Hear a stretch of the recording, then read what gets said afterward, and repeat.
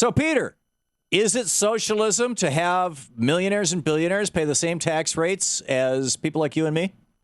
Well, you have the top 1% of income earners paying 95% of all federal income taxes, even before Obama was elected, while the bottom 50% pay no. That's not the question I asked you.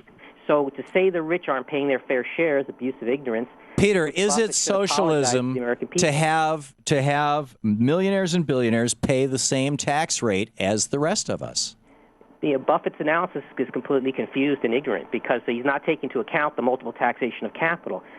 Capital is taxed 4 times, not just by the capital gains tax, not just in addition by the dividends tax, but also by the corporate income tax, by the death tax. So you've got the capital gains tax, the individual income tax, the corporate tax, and the death tax. And Buffett only looks at, in the case of capital gains tax, just the capital gains rate. He's not looking at all those other rates. He's looking at the taxes that he had to pay to the IRS at the end of the year. He's comparing his IRS forms with that of his secretary. His secretary paid 36%. The most highly paid person in his firm paid 41%, and that includes state taxes, and he paid 17.4%. Again, I'll ask you, is it socialism to ask millionaires and billionaires or people like the Walton heirs who make their living sitting on their butts around the pool waiting for the dividend check to arrive to pay the same income tax rate that you and I pay?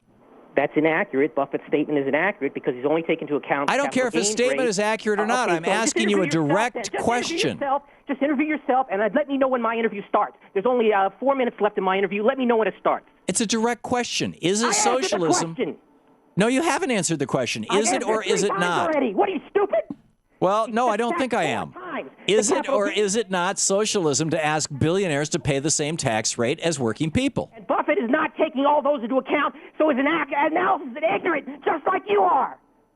Okay, we've established you think I'm ignorant, but I still don't. I'm trying to get your opinion, Peter. I'm just genuinely asking, where does socialism begin and end? I mean, in the European countries, you can't have a maximum 15% income tax rate by earning capital gains. Capital gains are taxed the same as ordinary income. Should we do that here in the United States or not?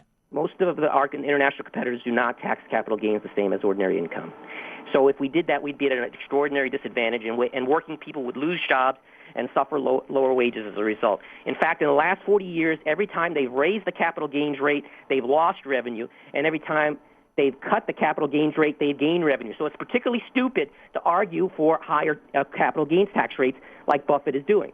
Well, I remember '86 when Reagan cut the capital gains rate, and I owned a small business in Atlanta, and what did I do? I sold it because hey, when the tax rate goes down, or actually Reagan raised the capital gains tax rate up to 28% in '87, and when it was announced in '86 that he was going to raise it up to 28%, Louise and I had been planning on selling the business sometime in the next 5 years anyway. It was doing very well, and we said, okay, let's sell it now. We took the money, we moved to Germany, we retired for a year, put our kids in the local schools, took a year off in Europe, wrote a book, did some international relief work.